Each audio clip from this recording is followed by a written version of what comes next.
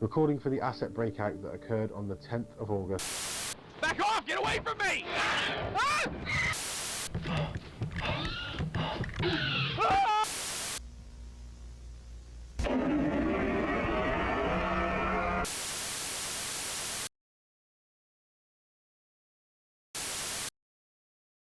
Welcome to 2025, everybody. I wanted to open this video off by thanking you all for making 2024 a year to remember.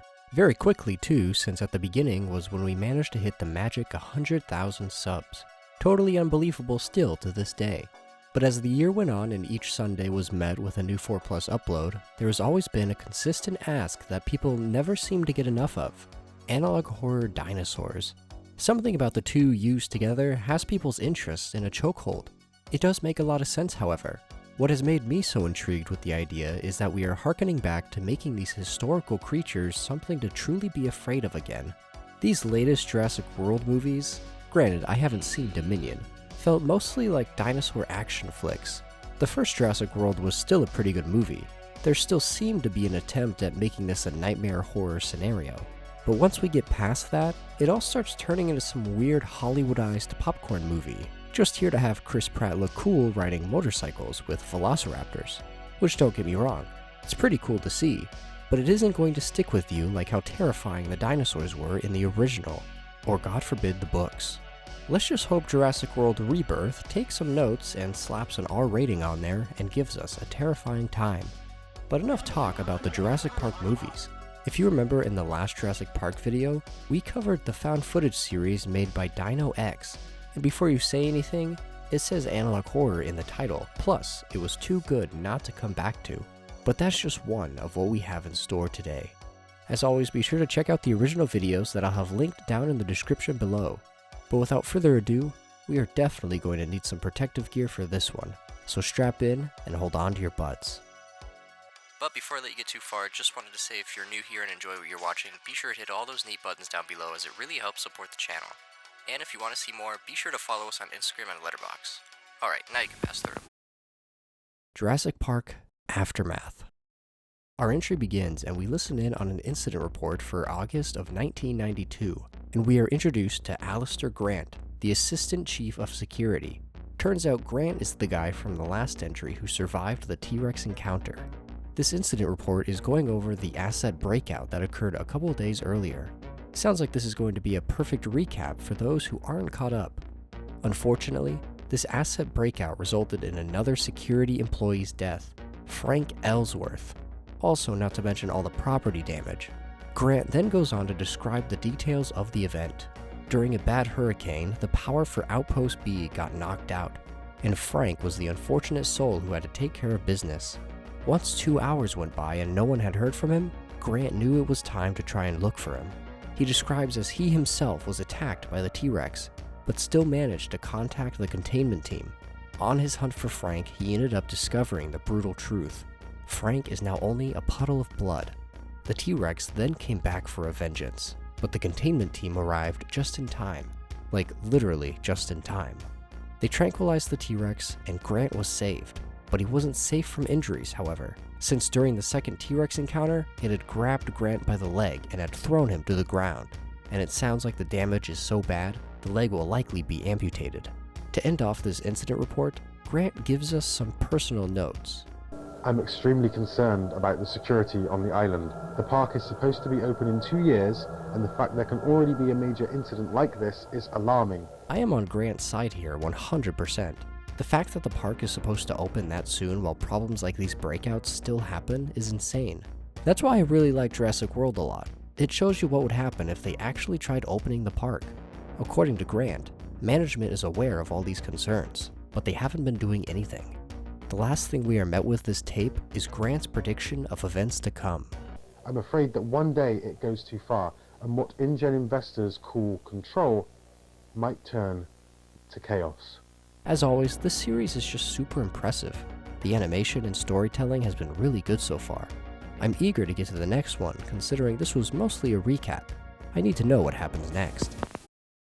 Jurassic Park, Lost Tapes from Isla Sorna. We open up and can see we are watching a tape from the FBI, and we are brought to Post the Lost World.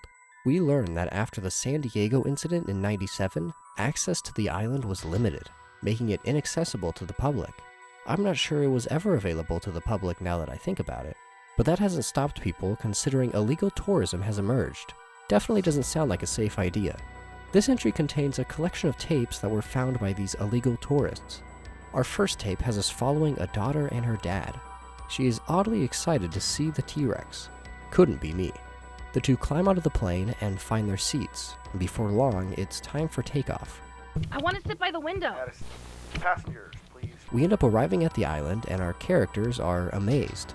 But once we get closer down, our pilot manages to somehow be a comedic genius. If you look on your right, you are about to see something breathtaking. I think I see some over there. The plane begins to crash, and it's quite the tense scene. Would not want to be in this scenario. Our footage cuts out, and once we return, we see the plane has been ripped apart, but somehow our daughter character is still alive. She walks out of the plane seemingly unharmed. She looks up in the sky and we see a pterodactyl flying away with somebody. Hopefully that wasn't her dad. She starts to head a little further, but is very quickly met with some frightening visitors. Oh my god. Oh my god! No! No! Ah! Ah! After our footage cuts out, we end up at our next tape. Sounds like our daughter character didn't make it out of that one. We wind up following a different character, who has somehow found themselves on a very rickety bridge really high up. Don't go beyond the rickety bridge. I don't think I would trust the stability of this, but just like the daughter, our new character has his very own encounter. Oh, fuck! How did you get there? Get away! The Velociraptor keeps chasing him up the bridge, and our character must have the worst luck considering what is waiting right behind him. Back off! Get away from me! Ah! Back off! Get off me! No, no, no, no! No, no! The next tape we end up cutting to is the most peaceful one so far. Whoever we are following is lucky enough to only encounter the Brachiosaurus. However, our next character is definitely not as lucky. We're introduced to Andrew, who attempts to call out for help on his radio. He informs whoever is out there that the plane has crashed and that he was separated from the group. He then tries to list out his surroundings, but at this point it isn't clear if anyone is even listening. Sure enough, the radio craps out, and Andrew hears something from the bushes. Fuck! Oh! Shit! The fuck was that? Nothing too crazy, but enough to be worried. The next noise that Andrew ends up hearing, I would definitely be worried. Fucking creepy. Fuck! What was that? He tries to make a run for it away from the sound, but lo and behold, Andrew's day is about to get a whole lot worse. Ah! Oh, shit! No, no, no, no! Oh! Ah! Miraculously, Andrew was able to get away this time, but now he has two he has to deal with. But from what we know from the movies, Velociraptors are a lot smarter than you think, and Andrew is about to learn that lesson the hard way. What was that? Ah! No! No! No! No! No! No! No! The next character we end up following is literally experiencing my worst nightmare, being chased by a damn T-Rex. He manages to make it through the gate, but if you think that's stopping this giant dinosaur, you're in for a rough surprise. As expected, the T-Rex slams through the fence. Our character tries to get up and run away, but in a shocking turn of events, the Spinosaurus is here as well. This guy is not having a good time, I tell ya. In the craziest scene yet, we see as the T-Rex and the Spinosaurus go head to head, fighting over who gets to eat our tourist. Shockingly enough, the T-Rex ends up being the one to back down, leaving our character in the hands of the Spinosaurus. He begins to haul ass in the other direction, and manages to find a way inside this company building. We see as this room has a bunch of chairs in front of a projector, and sure enough, the recognizable Mr. DNA flashes on screen. Looks like we stepped on a remote. I would be worried about the noise attracting any unwanted attention, and it sounds like it just has. but we've made a great effort to ensure safety across the island. Yeah, fucking bullshit. He looks around the room trying to find the source of the noise. And if I'm going to be honest, this struck me in my soul a little bit. It's a network of high-voltage electric fences spanning over 50 miles across the entirety of the island. The last thing we see in this entry is the camera on the floor, as we see our poor character's puddles of blood continues to grow.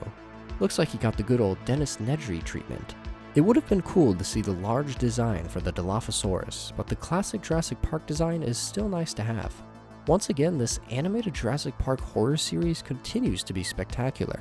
It's as clear as day the amount of work that goes into each video, putting us on the ground floor, having us face these monstrous creatures. It would be cool if we got to explore a little more of the story that seemed to be building up in the first 3 entries. Don't get me wrong, I really enjoyed the anthology type approach with the latest entry. It was super neat to see all our dinosaurs in action, but I would like to see if Alistair Grant gets into any more adventures. Now the next addition to the Jurassic Park analog horror entries seems to be almost reminiscent of The Man in the Suit, where the story takes us behind the scenes, and the horror exists outside of the movie. The T-Rex animatronic incident. Our entry opens up with a trailer for the original Jurassic Park film. However, once we get to the moment in the trailer where the T-Rex stands in front of the upside-down cab, we get a quick flash of text that just says, "Help me," before our scene cuts out. We then learn that a year before the movie's release, the use of animatronic and CGI dinosaurs was not yet known by the public. At least, that was the original idea. The producers ended up deciding on going with just animatronics, cutting out the CGI altogether. They thought that using CGI wouldn't be convincing enough.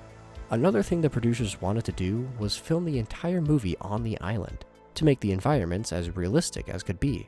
Interesting fact is that, in reality, the Jurassic Park movies are usually filmed in Hawaii. Since we're going with strictly animatronics here, we are going to need a highly skilled team of builders to take care of it all. Luckily, they also hired a photographer to document the whole process. The first picture we see shows us the Triceratops being created. The next photo shows the Brachiosaurus. And the third photo shows them making the Velociraptors. I feel like working on this movie must have been really fun. And scary.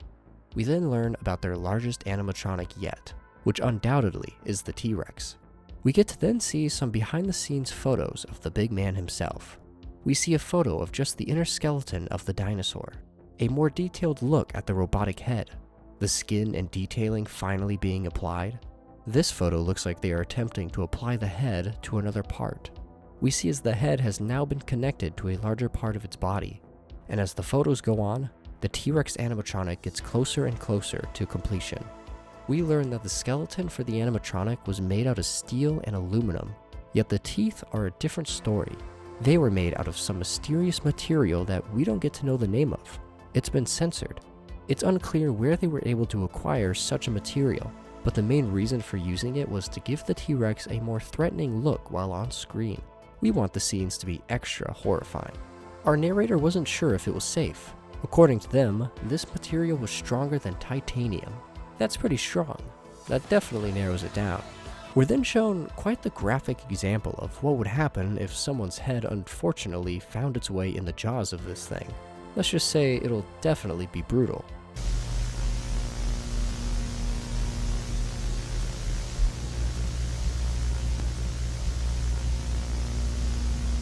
Obviously, most of the actors and staff are not very comfortable being around this giant T-Rex.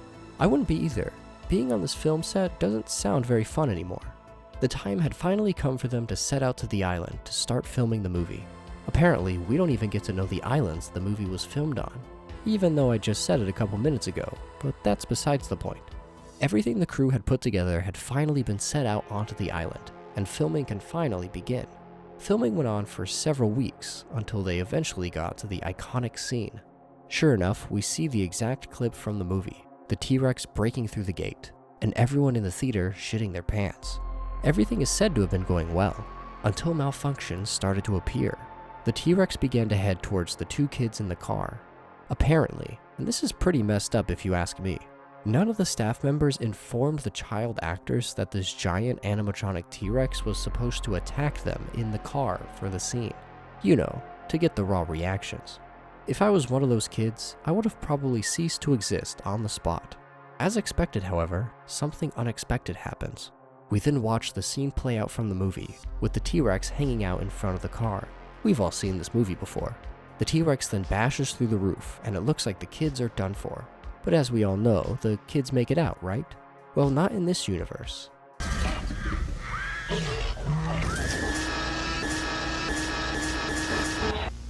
Apparently, the big piece of glass that was shielding the kids from the T-Rex animatronic shattered, and the T-Rex was able to let loose, as we're about to see.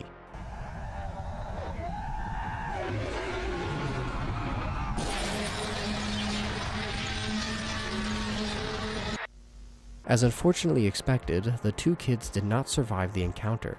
In fact, they had a very gruesome death. Since the T-Rex is an animatronic not meant to eat things, a lot of remains wound up in the machinery. Nasty stuff, I tell ya. Obviously, the entire crew were left in a state of shock, realizing the horrors that they themselves had created. The T-Rex then lets out its iconic roar with a mechanical twist and escapes into the forest. Luckily, the on-set photographer was able to grab one last photo of the T-Rex before it escaped.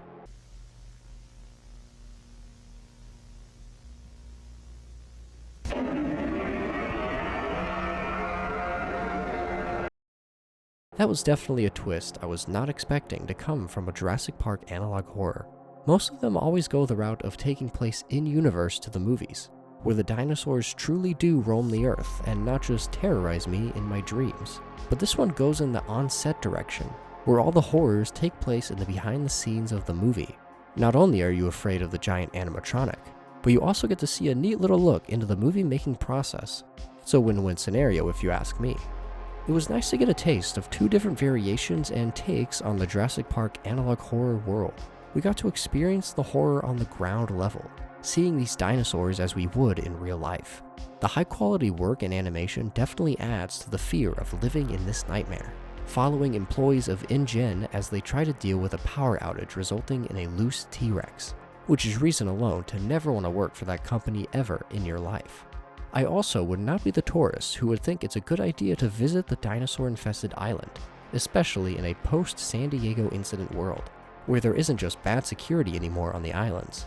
There's no security. To think that you can withstand the might of any of these beasts is insane. We then got to experience a more classic analog horror-styled Jurassic Park entry, while also having the behind-the-scenes twist.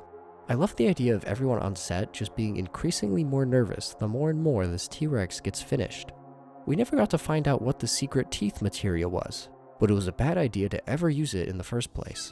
Luckily, the film producers decided to film on a secret remote island, so when the T-Rex escaped, it wasn't going anywhere highly populated, unless the secret location is just indeed Hawaii. I always love diving back into the world of dinosaurs within analog horror. They are just such a scary concept, yet I can't get enough of it. I hope you all enjoyed these Jurassic Park analog entries as much as I did. It seems like I'm not usually alone when it comes to the interest of the two genres being put together. As always, if you haven't already, be sure to check out the original videos as they are definitely worth a watch. However, that'll probably be about it for this video. Be sure to keep leaving me recommendations down below, whether it be in the YouTube comments or the community Discord where, just like the T-Rex, I'm always around. But if you'll excuse me, I'm going to try and not have any T-Rex nightmares tonight.